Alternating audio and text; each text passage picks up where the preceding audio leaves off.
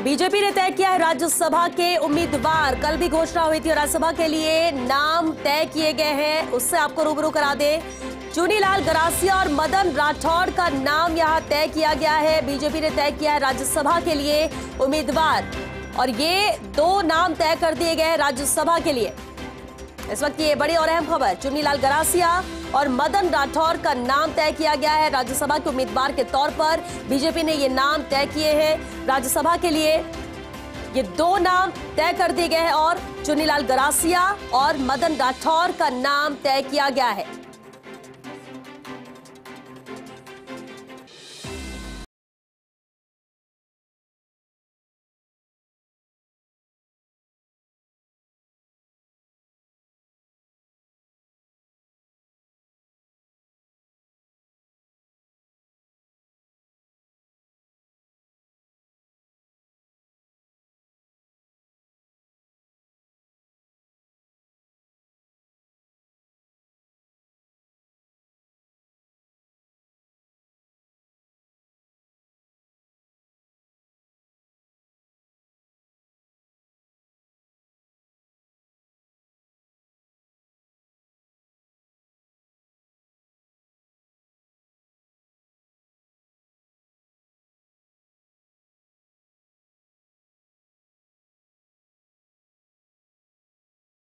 अब दो और नाम यहां पर तय किए बीजेपी ने। चुनीलाल गरासिया और मदन राठौड़ का नाम तय किया है।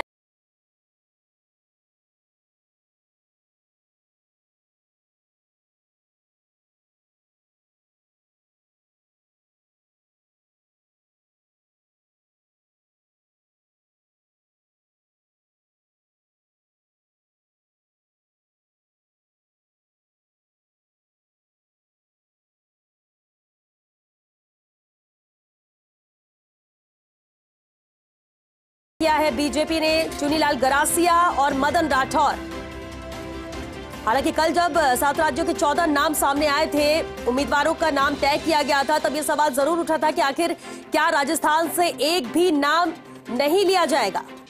लेकिन अब राजस्थान से ये दो नाम, चुनीलाल गरासिया और मदन राठौड़, भारतीय जनता पार्टी ने आगामी राज्यसभा चुनाव के मद्देनजर दो नामों पर अपनी स्वीकृति दी है, जिसमें चुनीलाल गरासिया और दूसरा नाम है मदन राठौड़। एक सूची कल आई थी जहां 7 राज्यों के 14 उम्मीदवारों का नाम यहां पर तय किया गया था। हालांकि उसमें जरूर कमी खल रही थी कि राजस्थान से कोई नाम क्यों नहीं, लेकिन आज उस कमी को भी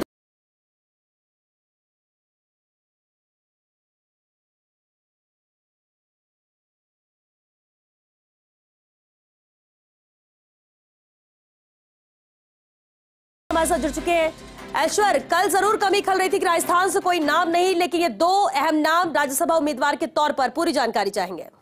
देखिए, चुन्नीलाल गरासिया का नाम आना यानी कि संघ पृष्ठभूमि के और पार्टी निष्ठ व्यक्ति को मौका दिया जाना, और चुन्नीलाल गरासिया का नाम आने का मतलब आदिवासी समाज में एक संदेश देना।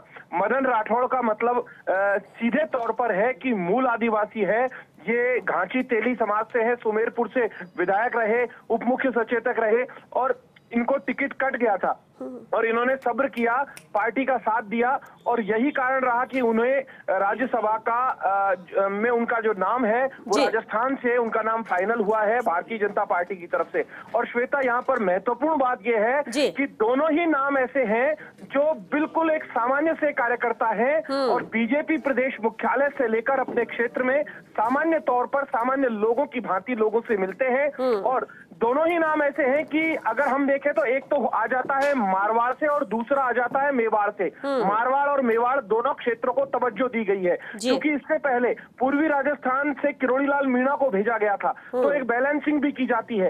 हालांकि मारवाड़ बहुत बड़ा क्षेत्र है, राजेंद्र गहलोत है वो भी मारवाड़ से, तो मारवाड़ से मदन राठौड़ का नाम आना यानी कि सीधे तौर पर एक मैसेज ऐसे ओबीसी समाज को दिया गया है जिसका बहुत कम प्रतिनिधित्व है। हालांकि लोग कहते हैं कि प्रधानमंत्री नरेंद्र मोदी भी इसी जाति से ताल्लुक रखते हैं, लेकिन प्रधानमंत्री मोदी कि जाति को किसी जाति के प्रधानमंत्री मोदी को किसी जाति के साथ जोड़ना बिल्कुल सही नहीं माना जा सकता, क्योंकि देश के प्रधानमंत्री, लेकिन सामान्य तौर पर लोग इस चीज को बोलते हैं। लेकिन यहाँ पर मूल जो ओबीसी समाज है, क्योंकि ये समाज भी पूरे देश में बड़ी संख्या में है, इस समाज में भी जो घांची समाज है, साहू समाज है, तेली समाज है, ये समाज बड़ी संख्या में, लेकिन ये मूल जो धारा है उस धारा में नहीं आ पा रहा था। हालांकि कांग्रेस और बीजेपी दोनों में ही चुनिंदा नेता रहे हैं इस समाज से। और गरासिया समाज है, मूल भील समाज, भील आदिवासी समाज जो मेवाड़ क्षेत्र का है उस क्षेत्र से है, और चुन्नीलाल गरासिया को सीपी जोशी ने अपनी टीम में भी शामिल किया था। चुन्नीलाल गरासिया को जो जिम्मेदारी दी गई थी, वो जब यात्रा निकली थी, चुनावी यात्रा भारतीय जनता पार्टी की, तो उस चुनावी यात्रा में उनको बाकायदा एक पूरी यात्रा की कमान दी गई थी। और चुन्नीलाल गरासिया बहुत सामान्य से हैं, गुलाब चंद कटारिया के विश्वस्त माने जाते हैं और अच्छे लीडर्स में से एक है। वसुंधरा राजे ने भी उनको तवज्जो दी थी। और क्योंकि चुन्नीलाल गरासिया, हालांकि अब उनकी उम्र भी हो गई है, और लेकिन इस उम्र में अब अच्छे खासे राज्यसभा में जाकर अपनी बात रख सकेंगे, समाज की बात रख सकेंगे। बिल्कुल ऐश्वर्य, क्या संभावना थी कि ऐसे ही कोई नाम सामने आएंगे, या फिर इसे माने कि चौंकाने वाला नाम है? देखिए, चौंकाने वाले दोनों ही नाम है। चौंकाने वाले दोनों नाम इसलिए हैं कि इन दोनों नामों का कम पता था। लोग आज सुबह अचानक से चर्चा चली, क्योंकि सुनील बंसल का नाम अचानक से चर्चाओं में आया था। सुनील बंसल का कोई प्रवास था, वो प्रवास कैंसिल हो गया था, तो लोगों में चर्चा चली कि क्या सुनील बंसल को राजस्थान से भेजा जाएगा क्या, क्योंकि जिस पद पर वो है वहां पर प्रवास काफी होते हैं। तो राज्यसभा सदस्य जब बन जाते हैं तो प्रवासों में भी आसानी रहती है, अपने आराम से पूरे क्षेत्र में भी प्रवास कर सकते हैं। लेकिन तमाम बातों को, तमाम अटकलों को दरकिनार किया गया है और बिल्कुल ऐसे नामों को भेजा गया है जैसे चौंकाया गया है। राजस्थान से वाकई में चौंकाया गया है। हालांकि कल की जो लिस्ट आई थी उसमें कई चौंकाने वाले नाम थे, लेकिन बिल्कुल नए चेहरों को मौका दिया जाना, यानी कि प्रधानमंत्री मोदी, जेपी नड्डा और अमित शाह, तीनों का साफ तौर पर संदेश है कि पार्टी में किसी को भी कोई भी पद दिया जा सकता है।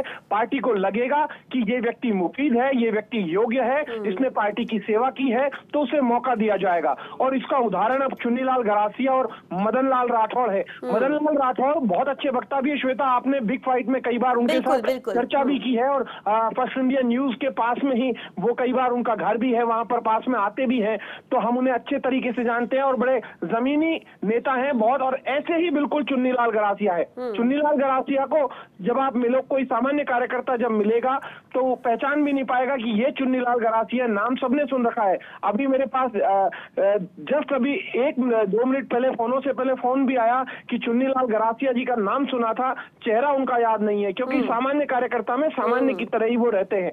तो ये एक मेवाड़ और मारवाड़ को बड़ी सौगात दी गई है और बैलेंसिंग करने की कोशिश की गई है। अब ये भी तय मानकर चलना कि जो 25 की 25 लोकसभा सीटें हैं, उन 25 की 25 लोकसभा सीटों के लिहाज से अब मूल ओबीसी को तवज्जो दिया जाना, क्योंकि श्वेता बहुत सारी जातियां हैं मूल ओबीसी में। हालांकि कुछ जातियां हैं जिन्हें हम सभी जानते हैं, जैसे जाट समाज है, माली समाज है, यादव समाज है, कुमावत समाज है। ये समाज बड़ी संख्या में, लेकिन ऐसे छोटे छोटे बहुत सारे समाज है। घांची समाज हो गया, वैष्णव समाज हो गया, इसके अलावा नाई समाज हो गया, सुनार समाज हो गया, ऐसे बहुत छोटे छोटे समाज है। प्रजापत हो गए, प्रजापत और कुमावतों को हालांकि एक जैसा मान लिया जाता है। ऐसे बहुत सारे छोटे छोटे समाज हैं ओबीसी में, उनको भारतीय जनता पार्टी पूरे देश में व्यापक स्तर पर तवज्जो दे रही है, क्योंकि मूल ओबीसी का बड़ा वोट बैंक है। और जैसे लखेरा समाज होता है वो भी ओबीसी में आता है। ऐसे बहुत सारे समाज होते हैं। और श्वेता, मैं यहाँ पर महत्वपूर्ण जानकारी ये भी दूंगा कि ये जो फैसला किया गया है, इन नामों को लेकर सीधे तौर पर सिर्फ और सिर्फ सीपी जोशी को और अरुण सिंह को और भजन लाल शाह को, 3 लोगों को कई नामों का पता था जिन नामों पर चर्चा की गई। उनमें 10 से 12 नामों पर चर्चा की गई थी, और 10 से 12 नामों पर चर्चा करने के बाद ये दोनों नाम मुफीद समझे। कुछ दिन पहले एक चर्चा भी चली थी कि मदन राठौड़ को क्या राज्यसभा भेजा जा सकता है, तो कुछ लोगों ने इनकार किया कि नहीं, इस समाज के वोट कम है। लेकिन अगर व्यापक स्तर पर देखें, सारे छोटे छोटे ओबीसी समाज के छोटी छोटी जातियां हैं, उनको जोड़ें तो बहुत बड़ा वोट बैंक बनता है। तो एक अच्छा संदेश है। उम्मीद की जा सकती है कि आगामी दिनों में दूसरे ऐसे कई समाजों को भी इस तरीके से राजनीति में आगे लाने का प्रयास भारतीय जनता पार्टी की तरफ से किया जाएगा। लेकिन ऐश्वर्य एक सवाल जरूर उठता है। बिल्कुल, फिलहाल बहुत शुक्रिया ऐश्वर्य आपका इस पूरी बातचीत के लिए। योगेश जी भी हमारे साथ जुड़ चुके हैं, योगेश शर्मा जी, पॉलिटिकल एडिटर। योगेश जी, बेहद अहम ये दो नाम है और ये दोनों ही नाम चौंकाने वाले हैं। लेकिन जहां कास्ट फैक्टर की बात की जाए तो कास्ट फैक्टर का अगर ध्यान रखते तो और भी कई बड़े नाम थे, लेकिन आम कार्यकर्ता को मौका देना राजस्थान में, फिर वो चाहे मुख्यमंत्री हो, चाहे पूरा मंत्रिमंडल हो, या फिर इसके बाद ये दो अहम नाम राज्यसभा के लिए, क्या स्ट्रैटेजी नजर आती है? ये बड़े फैसले हैं जो लगातार देखने में मिल रहे हैं बीजेपी की तरफ से। देखिए, वाकई में श्वेता, पूरी तरह चौंकाने वाले नाम है दोनों ही। चुन्नीलाल गरासिया और मदन राठौड़ दोनों ही भारतीय जनता पार्टी के कार्यकर्ता है। दोनों को राज्यसभा उम्मीदवार बनाकर एक सम्मान कार्यकर्ताओं को दिया गया है। चुन्नीलाल गरासिया पहले भी सांसद रह चुके और मदन राठौड़ विधायक रह चुके सुमेरपुर से, और इसके साथ ही वो उप मुख्य सचिव विधानसभा भी रह चुके। लेकिन सबसे बड़ी बात है कि मदन राठौड़ ओबीसी वर्ग से आते हैं और वहीं चुन्नीलाल गरासिया आदिवासी वर्ग से ताल्लुक रखते हैं। तो कहा जा सकता है कि अपने आप में ये बहुत जरूरी था इस पूरे घटनाक्रम के दौरान इस तरह का चौंकाने वाला फैसला। जहां कांग्रेस में सोनिया गांधी के नाम की चर्चा थी, बीजेपी में जेपी नड्डा के नाम की चर्चा थी, अलका सिंह गुर्जर के नाम की चर्चा थी, वहीं पर यहाँ पर मदन राठौड़ को आगे लाकर, चुन्नीलाल गरासिया को आगे लाकर वाकई में चौंकाने वाला निर्णय श्वेता किया है। और ये पूरा कदम मुझे लगता है बीजेपी कार्यकर्ताओं के मनोबल को बढ़ाने वाला है। जिस तरह भजनलाल शर्मा को मुख्यमंत्री बनाया गया, एक कार्यकर्ता, बीजेपी संगठन का व्यक्ति, और उसे पार्टी ने टिकट दिया और उसके बाद वो व्यक्ति मुख्यमंत्री बना, पहली बार विधायक बनकर, वैसे ही यहाँ पर ये फैसले मुझे लगता है श्वेता उस कड़ी में और आगे बढ़े हैं। बिल्कुल योगेश जी, तो ये इन फैसलों को कैसे देखें? क्या वाकई में लोकसभा चुनाव के मद्देनजर देखा जाए, या फिर माना जाए कि बीजेपी की स्ट्रैटेजी चेंज हो चुकी है? जो बातें की जाती कार्यकर्ताओं को लेकर, बीजेपी ऐसी पार्टी है जो मौका अपने कार्यकर्ताओं को देती है, और एक के बाद एक उदाहरण पेश किया जा रहा है जो लोकसभा के बाद भी ये जारी रहेगा, या इस लिहाज से देखें? देखिए, मुझे एक अलग तरह का इस पूरे फैसले को लेकर एक राजनीतिक संतोष इस बात का है जी कि राजस्थान के ही नेताओं को राज्यसभा का उम्मीदवार बनाया गया। कांग्रेस में ऐसा नहीं हुआ था। कांग्रेस में मुश्किल एक राज्यसभा सांसद राजस्थान से नीरज डांगी, क्योंकि अवसर बहुत थे, लेकिन कांग्रेस ने दिल्ली के नेताओं को, राष्ट्रीय नेताओं को आगे बढ़ाने का काम किया जब उनकी सरकार थी। तो राजस्थान के नेताओं को जो वेटेज देना चाहिए था वो नहीं मिला। यहाँ भारतीय जनता पार्टी ने अपनी क्षेत्र के, अपने प्रांत के नेताओं को वेटेज देकर राज्यसभा का उम्मीदवार बनाया। तो ये अपने आप में एक तरह से कहा जाए तो प्रदेश की राजनीति के लिए भी सुखद है, क्योंकि राज्यसभा के अंदर राजस्थान का प्रतिनिधित्व, और वो भी राजस्थानी लीडर का प्रतिनिधित्व होना, ये अपने आप में बहुत ही महत्वपूर्ण बात है। एक तरफ मारवाड़ गोडवाड़ अंचल को साधा गया है मदन राठौड़ के जरिए, तो दूसरी ओर दक्षिणी राजस्थान आदिवासी अंचल को साधा गया है चुन्नीलाल गरासिया के जरिए। और ये दोनों ही जो इलाके हैं ये नरेंद्र मोदी और अमित शाह के गृह राज्य गुजरात से सटे हुए हैं। जो इलाका राजनीतिक तौर पर मदन राठौड़ का कहलाता है वो बिल्कुल गुजरात से कुछ ही दूरी पर है, तो वहीं चुन्नीलाल गरासिया जहाँ से प्रतिनिधित्व करते रहे हैं वो इलाका भी गुजरात से बिल्कुल सटा हुआ है। तो कहा जा सकता है कि जो राजनीतिक आबो हवा यहाँ वातावरण बन रहा है उसके जरिए न केवल एक राज्य को बल्कि दो राज्यों को और पूरी एक आदिवासी पट्टी को भी साधने की कोशिश की गई है। चुन्नीलाल गरासिया बीजेपी संगठन में कई पदों पर रहे और दिल्ली से जयपुर आना, ट्रेन से आकर बीजेपी कार्यालय में कार्यकर्ताओं के साथ बैठ के लेना, फिर मध्य रात्रि को उदयपुर निकल जाना, फिर 2-3 दिन बाद फिर जयपुर आना, ये प्रवास के जो उनका निरंतर पार्टी ने जो भी टास्क दिया ईमानदारी से वो निभाते रहे।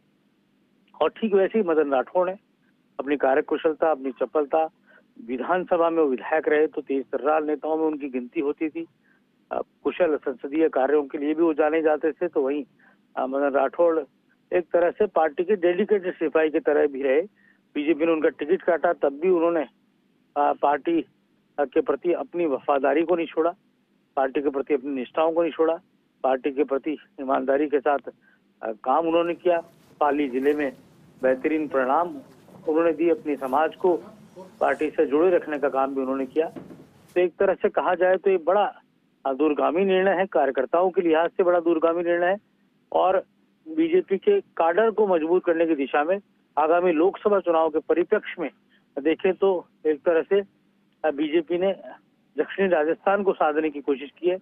बांसवाड़ा, डूंगरपुर लोकसभा सीट हो, चाहे उदयपुर की लोकसभा सीट हो, चाहे प्रतापगढ़ का इलाका हो, और ठीक इसी तरह मदन राठौड़ के जरिए चाहे पाली लोकसभा की सीट हो, चाहे जालोर सिरोही की सीट हो, तो एक तरह मैसेज देने की कोशिश की है कि कोई भी कार्यकर्ता चाहे वो पार्टी में कितनी मजबूती के साथ, ईमानदारी से साथ काम करे, उसे राष्ट्रीय नेतृत्व जब चाहे तब आगे बढ़ा सकता है, उसके कामों को सम्मान मिल सकता है।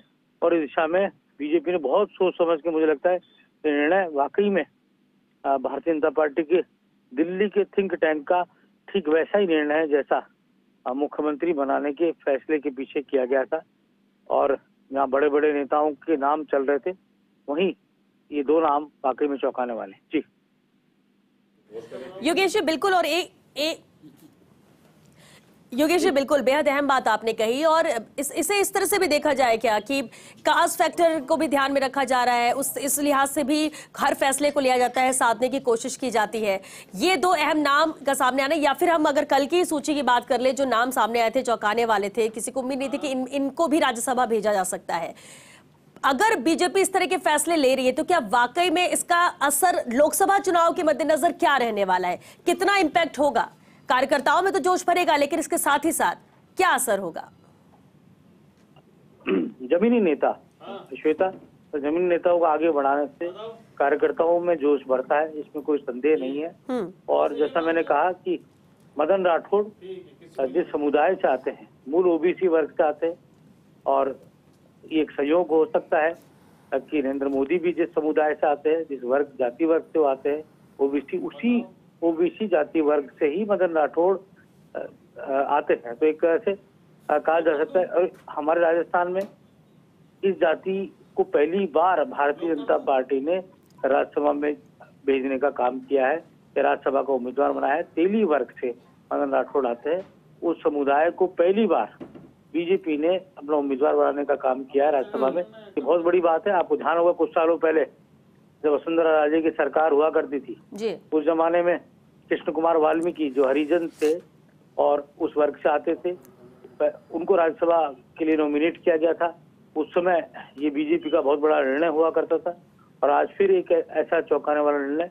तो पूरी ओबीसी वर्ग, खासतौर से मूल ओबीसी वर्ग के मतदाता, जो कि बीजेपी का एक तरह से कहा जाए तो पेटेंट वोट माना जाता है, मूल ओबीसी, जिनमें हम मदन राठौड़ की जाति की बात करें, चाहे माली कुम्हार वर्ग की बात करें, चाहे रावत वर्ग की बात करें, चाहे तमाम वो मूल ओबीसी का वोटर जो बीजेपी को एक बीजेपी के प्रमुख वोट बैंक के तौर पर माना जाता रहा है, उसको आगे बढ़ाने का काम यहाँ पर भारतीय जनता पार्टी ने किया है। और वहीं चुन्नीलाल गरासिया के जरिए लोकसभा सीटों को साधने की जो आपने बात कही अभी श्वेता, वो उदयपुर का पूरा जो इलाका है, दक्षिण राजस्थान की जो महत्वपूर्ण 3 सीटें हम मान लें, जो पूरी तरह यहाँ पर कोशिश रहेगी। यहाँ बड़ी संख्या में आदिवासी मतदाता निवास करता है, और ट्राइबल पार्टी से न केवल कांग्रेस को खतरा है, बल्कि भारतीय जनता पार्टी को भी समान रूप से खतरा उस इलाके में है। और दूसरी ओर अभी कांग्रेस के साथ बीटीपी या ट्राइबल पार्टी बीएपी का गठबंधन नहीं हो पा रहा, कटाई में पड़ रहा है। तो ऐसे में बीजेपी की कोशिश, मुझे लगता है, चुन्नीलाल गरासिया के जरिए ये रहेगी कि उदयपुर की सीट को जीता जाए, बांसवाड़ा डूंगरपुर की सीट को जीता जाए, और प्रतापगढ़ तक और राजसमंद की सीट तक एक मैसेज पहुंचाने का काम किया जाए कि भील और आदिवासी वर्ग के बीच में भारतीय जनता पार्टी किस तरह का मैसेज देती है। राज्यसभा में भेजकर बीजेपी ने एक बड़ा निर्णय लिया है, और मुझे लगता है कि एक दबाव नैसर्गिक तौर पर अब कांग्रेस के लिए शायद बन सकता है कि राजस्थान के ही नेता को आगे बढ़ाया जाए, या राजस्थान के ही नेता को राज्यसभा के उम्मीदवार बनाने को लेकर अब एक बड़ा दबाव कांग्रेस के कैंप में नजर आ सकता है। क्योंकि जिस तरह बीजेपी ने 2 सीटों पर राजस्थानियों को भेजने का एक बड़ा काम किया है। चलिए बिल्कुल योगेश जी, आप बने रहिए हमारे साथ, इस पर चर्चा हम आगे भी जारी रखेंगे। दिल्ली न्यूज एडिटर अदिति नागर भी हमारे साथ जुड़ चुकी हैं। अदिति, बेहद अहम फैसला है ये, दो अहम नाम जो सामने आए, चौंकाने वाले नाम माने जा रहे हैं, लेकिन एक मैसेज देने की कोशिश जरूर कि जब बात राजस्थान की हो तो राजस्थान में भी कार्यकर्ता, वो भी मजबूत कार्यकर्ताओं की कमी नहीं है, बस उन्हें पहचानने की जरूरत है, तराशने की जरूरत है। बिल्कुल, आपको बता दें कि पहले ये माना जा रहा था कि एक सीट लोकल दी जाएगी और दूसरी सीट जो है वो बाहर से किसी राष्ट्रीय नेता को दी जाएगी, लेकिन अब दोनों ही लोकल नेता को देने का मतलब सीधा सीधा है कि किस तरीके से राजस्थान कितना ज्यादा महत्वपूर्ण है, कितना ज्यादा जाति समीकरण, और ये राजस्थान नहीं, जो आसपास के इलाके हैं, मध्य प्रदेश ले जो हरियाणा ले ली, इम्पैक्ट वहां पर होता है। लेकिन यहाँ पर देखिए, बीजेपी ने राज्यसभा चुनाव के लिए राजस्थान से चुन्नीलाल गरासिया और मदन राठौड़ को उम्मीदवार घोषित किया है। और देखिए, सबसे महत्वपूर्ण बात यह है कि राज्यसभा की तीनों सीटों के लिए 27 फरवरी को मतदान होना है और जिसमें से 2 सीटें भारतीय जनता पार्टी की चुनी जानी है।